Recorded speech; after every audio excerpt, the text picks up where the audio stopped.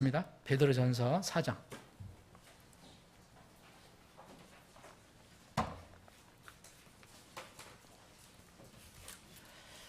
베드로전서 4장 12절부터 제가 쭉 읽겠습니다. 사랑하는 자들아, 너희를 단련하려고 오는 불같은 시련에 관하여는 마치 이상한 일이 너희에게 일어난 것 같이 이상히 여기지 말고 오히려 너희가 그리스도의 고난에 참여하는 자가 되었으므로 기뻐하라. 이것은 그분의 영광이 드러날 때에 너희가 넘치는 기쁨으로 또한 즐거워하게 하려 함이니라. 너희가 그리스도의 이름으로 인해 비방을 받으면 행복한 자로다. 영광의 영 곧 하나님의 영께서 너희 위에 머물러 계시느니라. 그분께서 그들 편에서는 비방을 받으시나 너희 편에서는 영광을 받으시느니라. 그러나 너희 중에 아무도 살인자나 도둑이나 악을 행하는 자나 남의 일에 참견하는 자로 고난을 받지 말라. 어떤 사람이 그리스도인으로 고난을 받으면 부끄러워하지 말고 도리어 이 일로 인해 하나님께 영광을 돌리라. 하나님의 집에서 반드시 심판을 시작할 때가 일어났나니 만일 그것이 우리에게 먼저 시작되면 하나님의 복음에 순종하지 아니한 자들의 마지막은 어떠하겠느냐. 또 의로운 자들이 겨우 구원을 받으면 경건치 아니한 자들과 죄인들은 어디에 모습을 나타나겠느냐. 그러므로 하나님의 뜻대로 고난을 받는 자들은 잘 행하는 가운데 자기 혼을 그분 곧 신실하신 창조주께 맡겨 지키시게 할지어다. 아멘. 아버지 하나님, 오늘 오후에도 말씀을 주심을 감사합니다. 우리는 평안한 가운데 주님을 마음껏 자유롭게 예배하고 있습니다. 지금까지는 자유롭게 복음을 또 전할 수 있는 그런 자유도 저희들이 누리고 있습니다.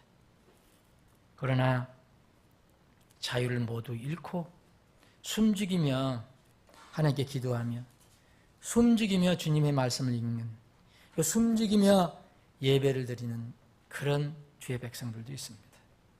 주님, 그들을 생각하며 오늘 이 말씀을 나누기를 원합니다. 주님은 이 세상의 모든 일을 통제하시고 주장하시는 전능하신 역사의 주인이십니다. 우리 같은 민족이지만 사상으로 나누어져 있는, 체제로 나누어져서 고통받고 있는 북한 동포들을 긍휼히 여겨 주셔서 저들에게 이제 자유를 허락해 주시기를 원합니다. 참으로 하나님을 대적하고 하나님 말씀을 대적하고 하나님의 형상인 사람을 짐승처럼 다루는 그런 자들에게 주님께서 합당한 심판을 내려주시기를 원합니다. 하나님이 하시는 것은 아무도 막을 수가 없습니다. 이 땅에 진정한 평화, 진정한 평안이 임하게 해주시기를 원합니다. 우리가 그 과정에서, 우리 교회가 그 과정에서 어떻게 쓰임을 받을 것인지 주님 두려운 마음으로 주님 앞에 무릎을 꿇습니다. 주님, 부족하지만 저희들을 주님의 영광의 도구로 사용해 주시옵소서. 거룩하신 예수님의 이름으로 기도합니다. 아멘. 하나님께서는 믿는 것이든 믿지 않는 것이든 신불신을 떠나서 하나님의 형상으로 지음받은 이 사람은 심판을 하신다고 말씀하셨습니다. 이걸 피할 수 있는 사람은 아무도 없습니다. 신자든 불신자든 다 심판을 앞으로 받아야 됩니다. 그런데 아직도 많은 사람들이 육체의 죽음 후에는 아무것도 없는 것으로 그렇게 믿고 있어요. 참으로 어리석은 그런 참으로 일입니다. 위험천만한 도박을 벌이고 있는 겁니다. 하나님 말씀 성경은 육체가 죽는 것은 끝이 아니다 라고 얘기해요. 끝이 아니라 이제 시작이다. 삶의 시작이다. 사람은 죽어서 끝났으면 얼마나 좋습니까? 끝나지 않습니다. 사람은 죽어서 끝나는 것이 아니라 또 다른 세상을 시작하는 겁니다. 그 다른 세상은 하나님 앞에 가서 창조주이신 하나님 앞에 가서 심판을 받는 것으로 이제 시작을 하는 겁니다. 여러분, 구약 성경에 있든 신약 성경에 있든 죽음 후에 관한 이 얘기는 다 이런 것입니다.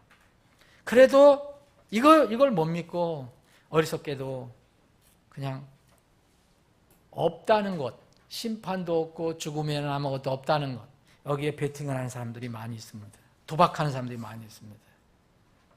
그래서 이런 사람들 때문에 하나님께서 특별히 너희들 어리석은 베팅하지 마라.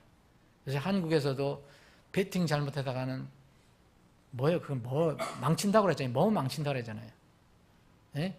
유명한 그런 그 유망한 선수들이 뭐 한번 잘못해갖고서 도박에다 뭐 베팅 한번 잘못 걸어갖고서 발각이 나서 뭐 그런 경우 있잖아요. 뭐 선수 영구 제명되고. 요새는 여러분 화투 가지고 쭉 둘러앉아갖고서 뭐 내고 빼고 매고 이렇게 해서 하지 않아요. 다 스마트폰 가지고 하잖아요. 그거 베팅 하잖아요, 그거. 예. 그렇게 해서 정말 도박하는 사람들 이 세상에서도 어려움을 당하는데 여러분 그걸로만 끝나면 얼마나 좋겠습니까? 여러분 인생에 대해 잘못 도박하다가는 정말 큰일 납니다. 이런 사람들이 정말 어리석은 사람들 정말 그러면 안 된다. 그래서 누가복음 16장을 주신 거예요. 그죠? 부자와 거지 나사로 이야기입니다. 정말 베팅하면 안 됩니다. 도박하면 안 돼. 인생에 대해서 도박하면 안 돼요. 이 부자는 도박했잖아요. 없다는 것에 도박했잖아요. 죽으면 끝나는 것에 도박했잖아요. 걸었잖아요.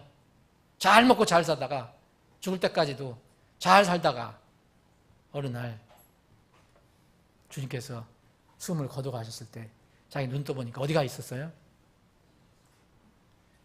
베팅 잘못됐습니다. 도박 잘못했어요. 그가 생각하는 0.0001%가 현실이 돼버렸어요.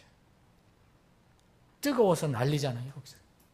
여러분 누가복음 16장은 여러분 잘 아시지만 절대 어떤 다른 교회, 어떤 다른 사람들이 얘기하는 것처럼 그거 비유 아닙니다. 절대 비유 아니에요. 비유면은요 사람 이름이 나올 수가 없는 거예요. 예수님이 아는 어떤 사람을 얘기한 거예요. 나사로, 거지 나사로. 이 사람은 정말 어디에다가 걸었습니까? 걸었다고 표현하기는 그렇지만 평생 고통받고 병들고 가난하고 자기 어떤 때거리도 없어서 부자 집에서 나오는 거 가지고 겨우 먹고 살고 그랬는데 하나 확실하게 현명하게 한 건 있어요. 뭡니까? 다음 세상에 대한 것은 확실하게 걸어놨어요. 어디다 걸었습니까?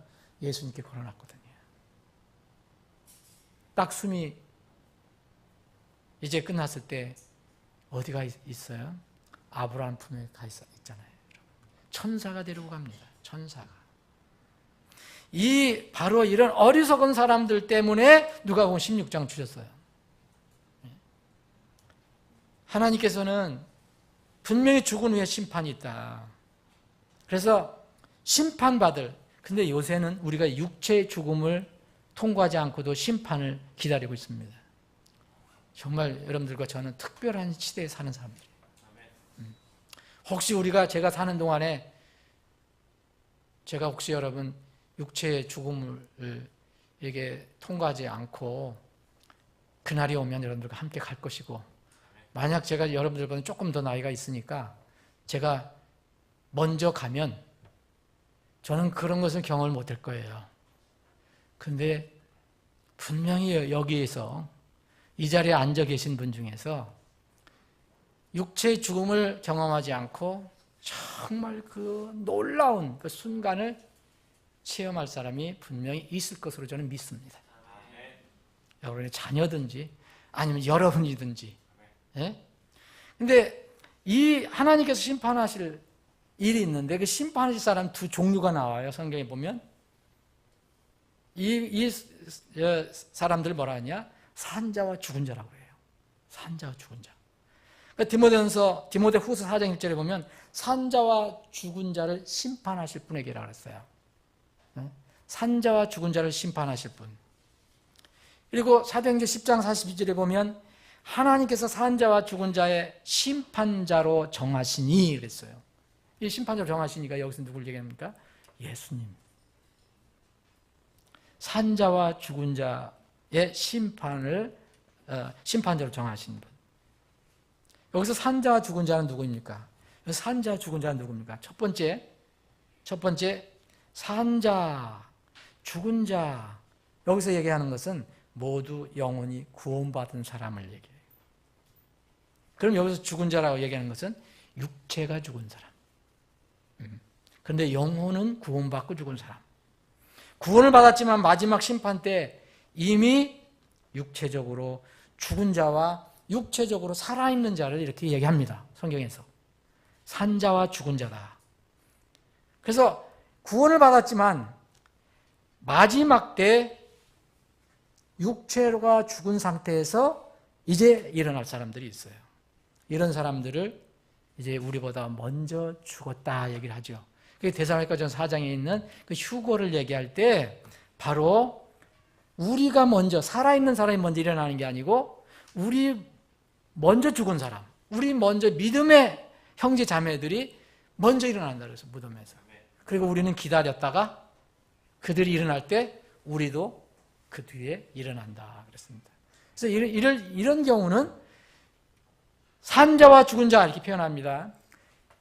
우리는 육체도 살고 있고 영혼도 살고 있고 그래서 영원한 몸으로 바뀌어질 사람. 그리고 육체가 죽었으면 죽은 자. 죽은 자. 근데 흔히 이런 분들을 이제 잠자는 자라고 많이 표현을 합니다. 자, 그래서 로마서 14장 9절에 보면 그리스도께서 죽은 자와 산 자의 주가 되신 그랬어요. 우리 살아있는 사람만 주가 아닙니다. 죽은 사람도 주가 됩니다.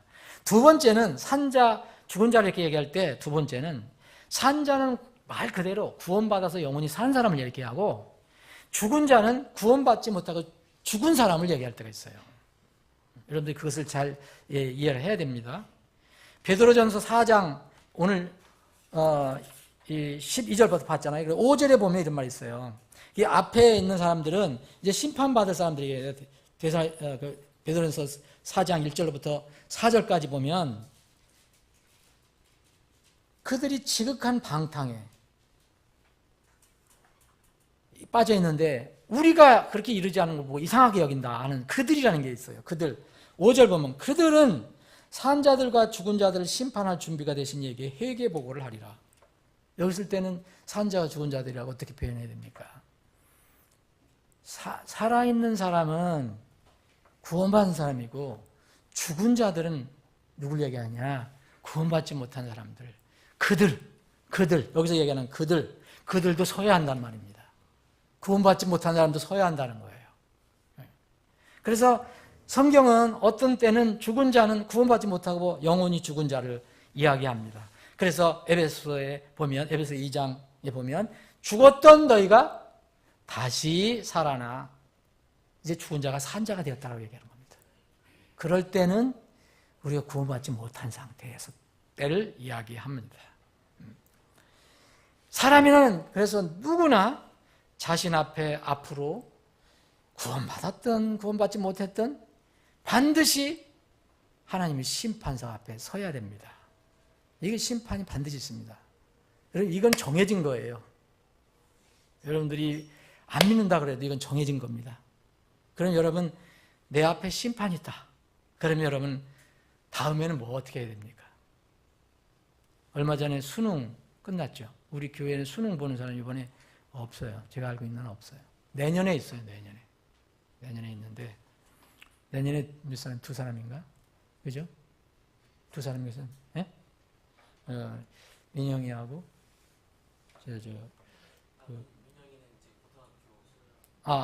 민영이 아니구나. 성빈이하고 저기하고. 네, 성빈이하고 저기하고. 저기 갑자기 찬이. 네, 두 사람.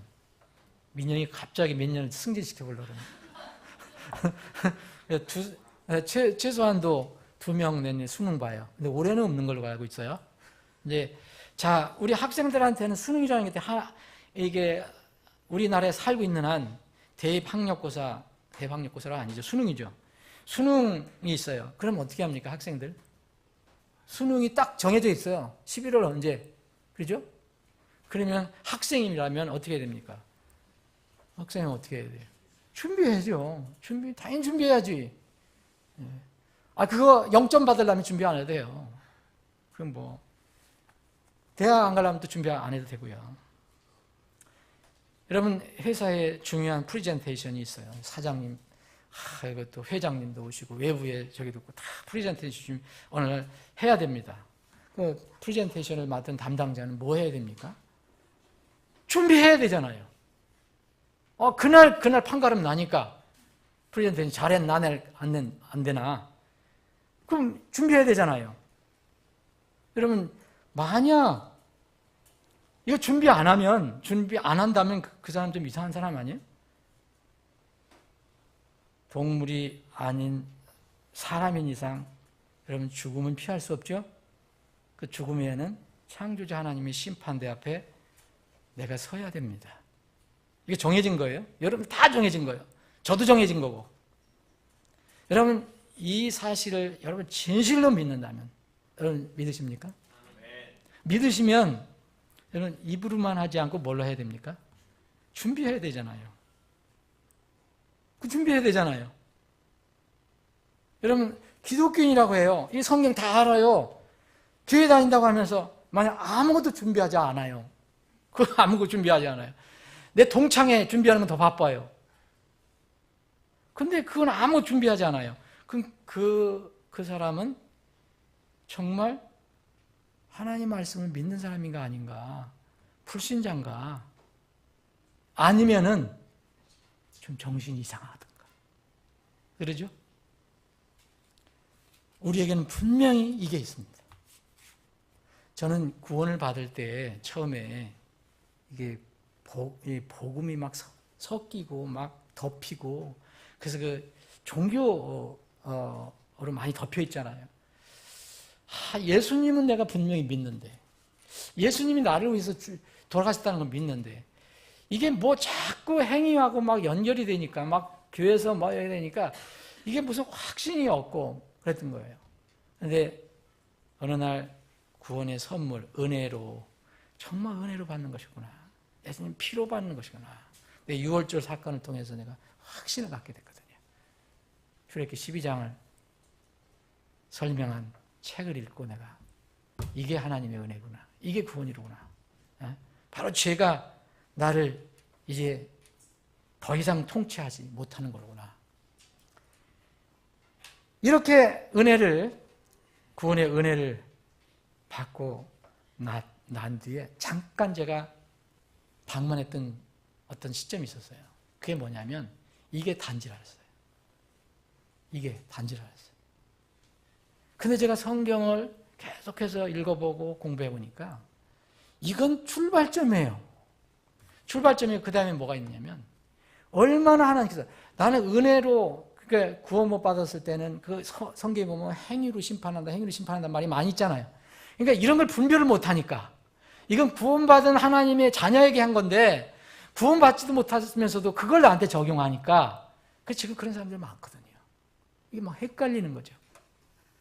그런데 이제 이게 분명히 분별이 되는 거예요.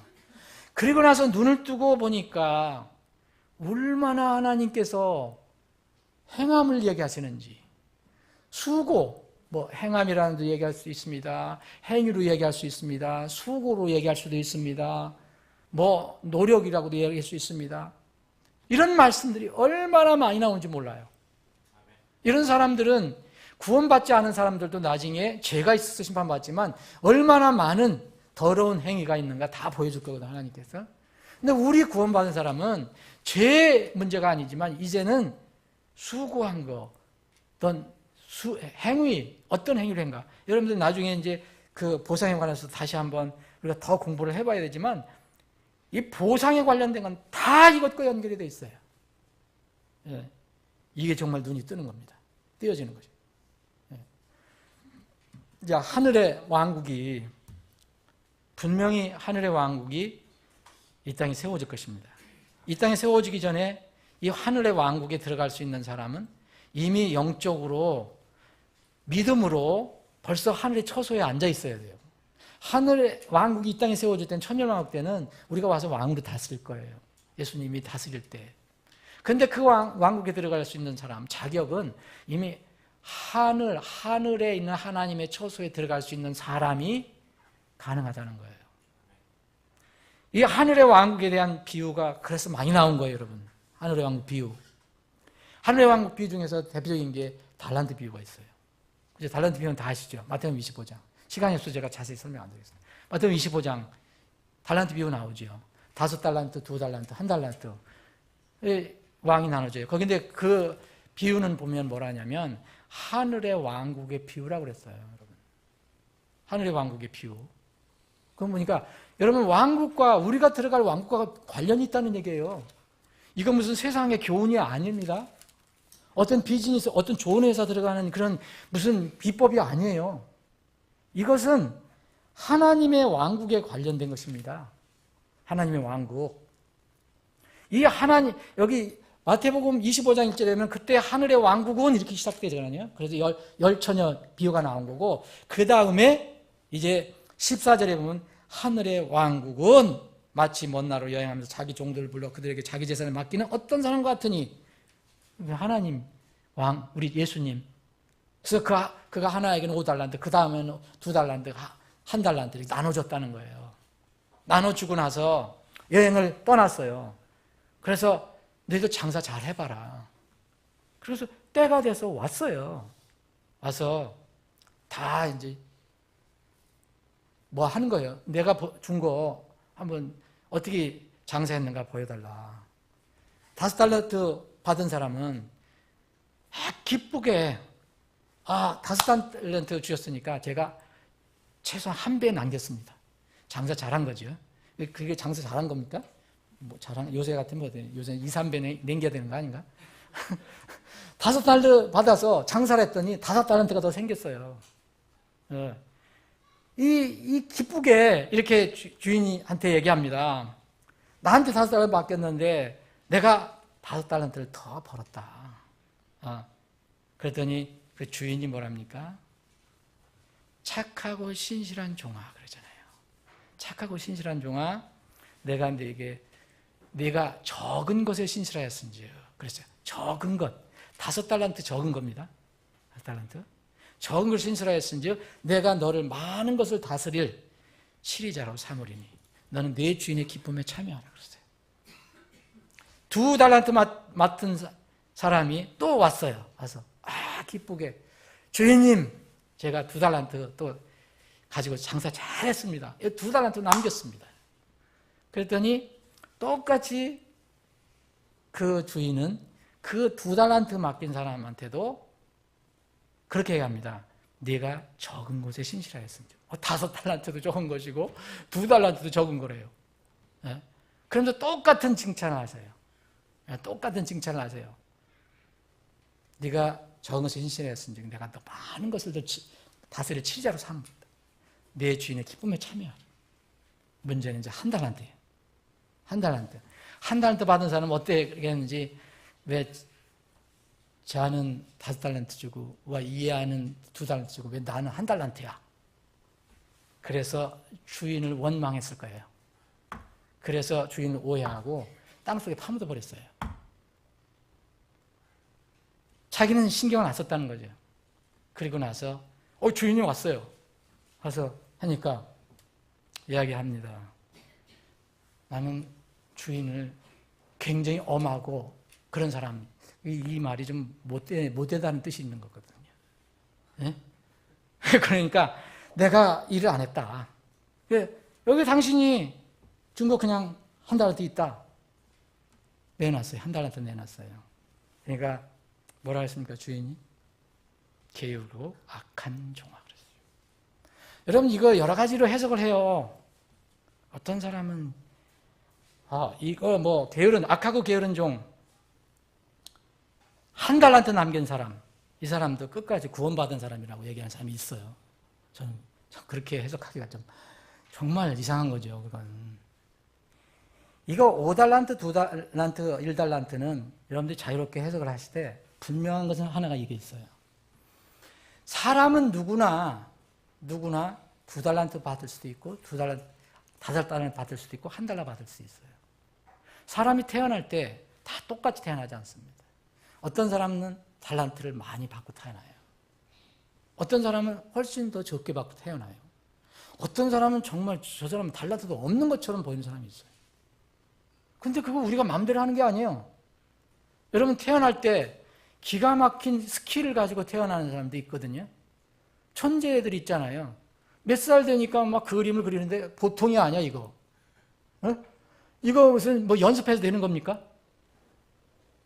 아니 파바로티 같은 사람이 연습도 많이 했지만 파바로티가 무슨 연습을 많이 해서 파바로티가 됐습니까? 태어날 때부터 목소리가 좋았어요. 뭘 연습은 해야 되겠죠. 조수미 유명하잖아요. 조수미 정말 난 그 소리를 들으면 숨이 넘어올 것 같다. 너무 높은 소리라. 그냥 그건 아무도 못해요. 그거는. 예? 그런데 그거 연습한다고 됩니까? 그 태어날 때부터 뭔가 받고 나온 거예요. 어떤 사람은 5달란트, 4달란트, 3달란트, 2달란트, 1달란트. 단 0달란트는 없어요. 이거 무슨 얘기인지 아세요? 사람으로 이 땅에 태어나는 한 다 기회가 있어요. 하나님께서는 최소한도 1달란트 이상 주셔요. 이거를 부정할 수 있는 사람은 아무도 없습니다. 나는 태어날 때 왜 IQ가 90이야? 뭐 트럼프는 157이라는데 나도 그런지 IQ가 있으면 얼마나 좋을까? 그 IQ 여러분 뭐 어머니 뱃속에서 연습해갖고서 무슨 뭐 점수 올려갖고 나옵니까? 우리가 이해할 수 없지만 그런 게 있어요. 아인슈타인 뭐 태어날 때부터 좋은 머리를 가지고 태어났어요. 이거 하나님 앞에 가서 이해하려고 생각해야지 지금 그건 논할 필요가 없는 겁니다. 남 부러워할 것도 없어요. 자기 자신을 학대할 필요도 없어요. 비교하는 거 좋지 않습니다, 여러분. 좋은 것만 비교하세요. 저 형제는 참 신앙이 참 흔들리지 않고 좋아. 요거만 여러분들 부러워하세요. 돈 많고 건강하고 뭐 잘하고 이런 거 비교할 필요가 없어요. 하나님께서 여러분들에게 다 주셨다니까요. 그래서 5달란트나 2달란트나 다 내가 적은 일에 신실했다는 것은 여러분 우리는 이것을 원해서 가진 게 아닙니다. 이것은 다 태어날 때 가지고 왔어요. 이게 한 사람의 삶이라고 저는 생각해요. 어떤 사람은 5달란트의 삶을 가지고 태어나요. 2달란트를 가지고 태어나요. 1달란트의 삶을 가지고 태어나요. 그런데 하나님께서는 5달란트, 2달란트, 1달란트는 그걸 차별하지 않습니다. 왜냐하면 내가 적은 것에 신실했다고 했겠습니까?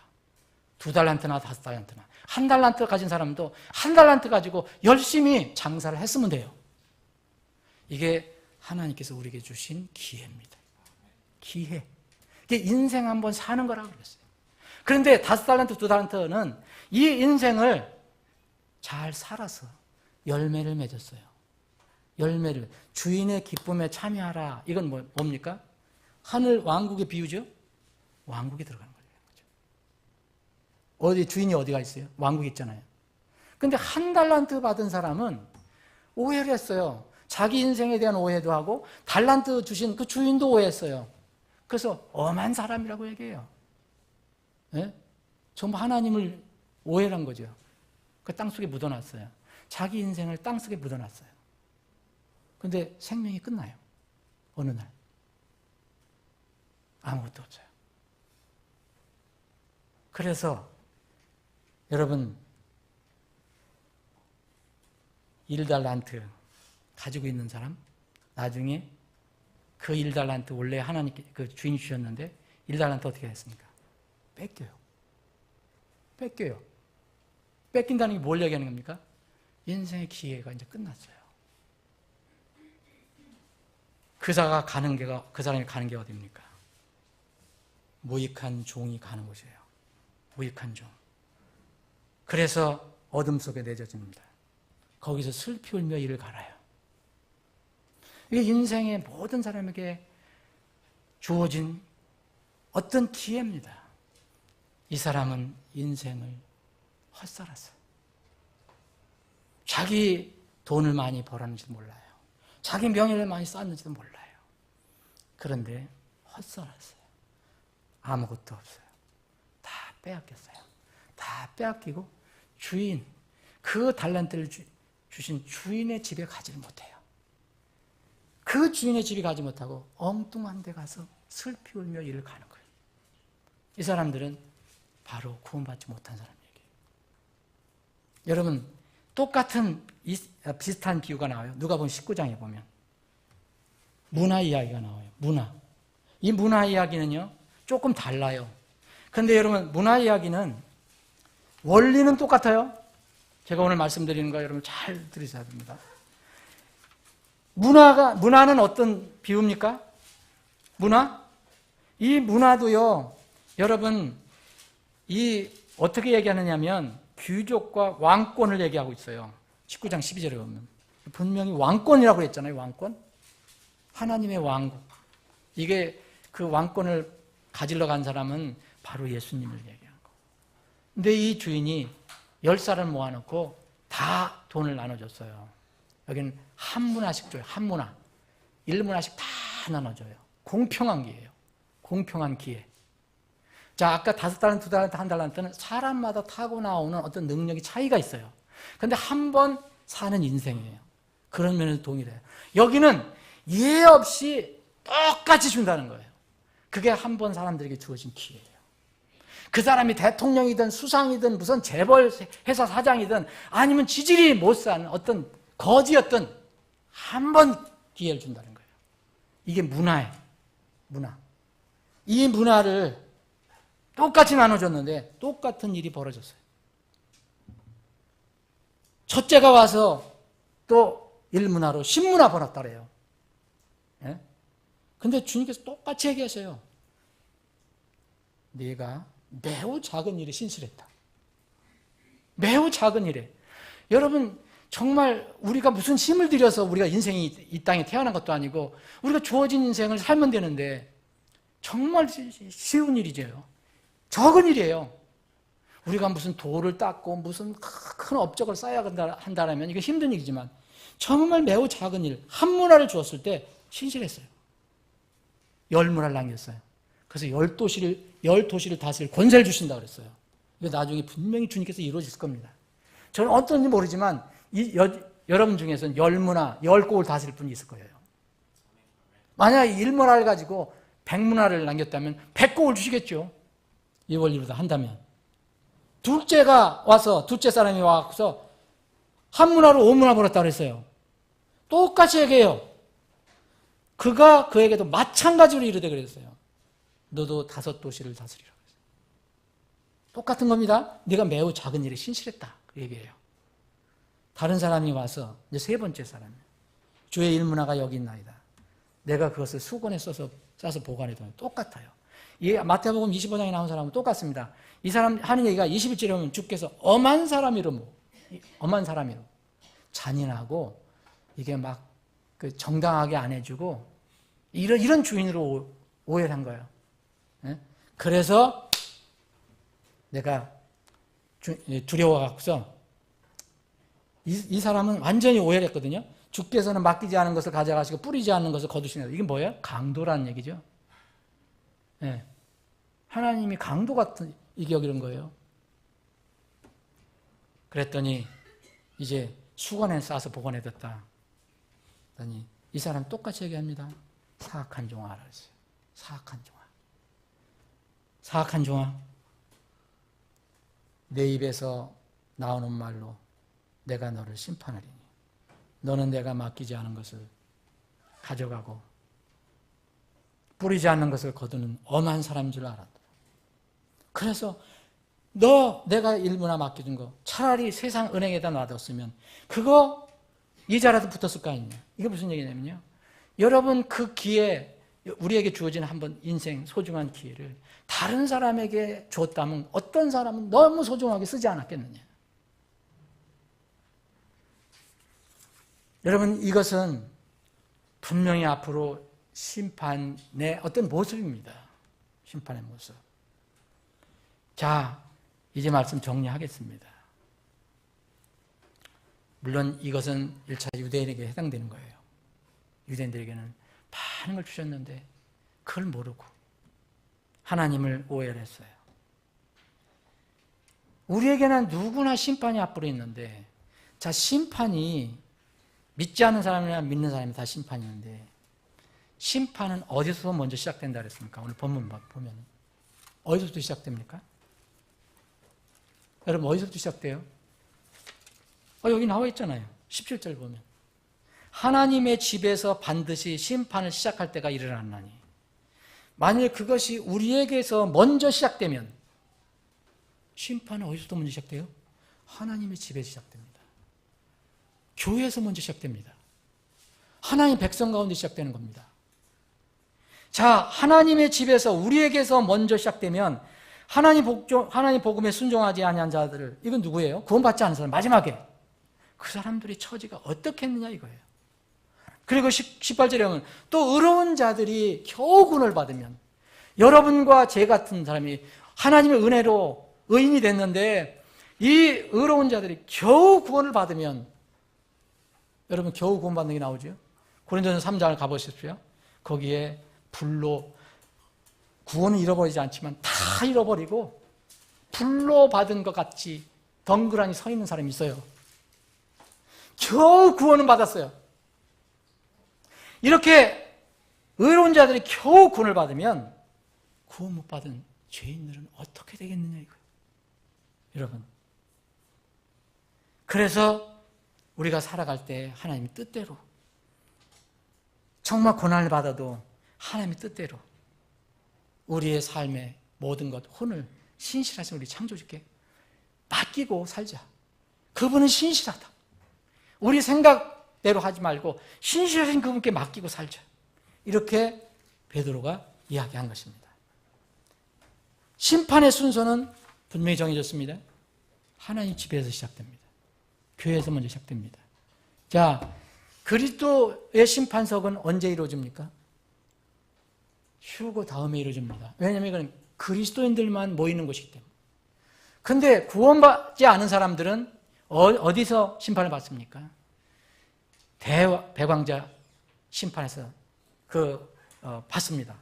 여기에 보면, 여러분들 계시록 20장에 보면 천년 통치가 끝난 뒤에 그 사람들이 다시 부활하는 모습이 있습니다. 그래서 그 사람들 다, 구원받지 않은 사람들, 무덤에 있던 사람 다, 바다에 있는 사람보다 바다 다 내준다 그래서 다 부활해서 하나님 앞에 서서 그들 앞에 너희는 책들을 다 열어놓고 주님께서 너희는 이렇게 행했다. 너희 이렇게 살았어. 넌 죄는 이것이야. 그리고 마지막 언도를 하고 생명책에 기록되지 않은 것을 드러난 자는 다 불호수에 던져지더라. 이게 마지막 심판입니다. 이것은 우리 후에 일어나는 겁니다. 우리는 언제 일어납니까? 우리는 천년왕국이 시작되기 전에 일어납니다. 우리는 만약 여러분들이 그걸 믿으신다면, 휴거가 있은 뒤에 천년왕국이 온다라는 것을 믿으신다면, 우리는 공중에 들림 받잖아요. 공중 들림 받으면 바로 우리 신랑이 그 주님 앞에 가서 우리가 서게 되는 겁니다. 그게 바로 성도들의 심판석이에요. 그걸 그리스도의 심판석이라고 하잖아요. 자, 무슨 말씀이냐면, 마지막 심판은요, 여러 가지 징조, 여러분 요한계시록 이런 것들이 다 드러나게 되고 온갖 것들이 다 드러나서 아마 모를 사람은 별로 없을 거예요. 그런데 여러분, 공중 들리면 언제 일어납니까? 언제 일어납니까? 주님 모르신다 그랬어요. 도둑처럼 임한다 그랬어요. 그래서 심판은, 세상 사람들은 구원받는 심판을 빨리 준비해야 되지만 우리는 그리스도 심판석이 더 급한 거예요. 훨씬 급합니다. 언제 이루어질지 모르는 거예요. 지금이라도 나팔 소리가 나고 천사장의 호령, 하나님의 호령, 천사장의 음성이 들리면 우리는 그 앞에 서서 이제는 이실직고 해야 됩니다. 우리 모두가 반드시 그리스도의 심판석 앞에 나타나리니 이로써 각 사람이 좋은 것이든 나쁜 것이든 자기가 행한 것에 따라 자기 몸 안에 이루어진 것대로 그대로 받으리라 그랬어요. 그래서 로마서 14장 10절에 보면 우리 각 사람이 자신에 관하여 하나님께 회개 보고를 한다. 뒤돌린다는 얘기가 아니라 계산 보고를 한다는 거예요. 사랑하는 여러분, 다가오는 그리스도의 심판석을 여러분들 준비하고 계십니까? 우리가 세상 심판을 막 이야기합니다. 근데 급한 건 그리스도의 심판석입니다. 왜냐하면 하나님의 집에서 심판이 먼저 이루어지기 때문입니다. 아버지 하나님, 오후에 저희들이 하나님의 심판에 관해 살펴봤습니다. 주님, 우리는 때로는 하나님의 심판을 세상에 고합니다. 불신자들 향해서 외칩니다. 그래서 저들이 하나님의 심판을 준비하도록 저희들이 외칩니다. 그런 기간입니다. 주님, 우리가 남은 한 달 동안 일을 부지런히 해서 조금이라도 열매를 거둘 수 있게 해주시길 원합니다. 주님, 그러나 말씀을 통해서 우리가 우리에게 급한 준비거리가 있다는 것을 알게 됩니다. 그것은 우리가 하나님 나팔 소리가 날 때 주님 앞에 서는 그리스도의 심판석입니다. 주님, 하나님의 집에서 먼저 심판이 이루어진다고 했습니다. 그 뒤에 믿지 않는 세상의 심판이 있다고 했습니다. 우리에게는 더 급한 일입니다.